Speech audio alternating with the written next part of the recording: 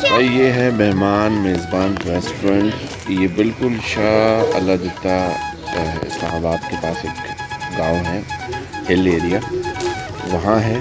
और बड़ा मशहूर, यहाँ की हर चीज़ देसी स्टाइल की है और जो मुकामी खाने हैं इनके लोकल, बड़ा ज़बरदस्त स्टाइल। तो देखते हैं, चेक करते हैं क्या होता है।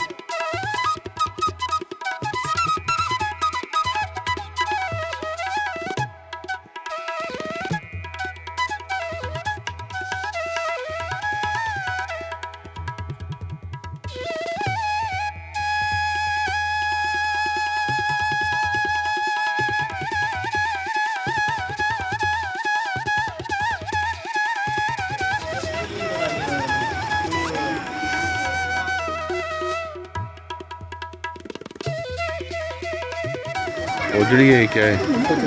नहीं, सही है, गुड। वहाँ पे ले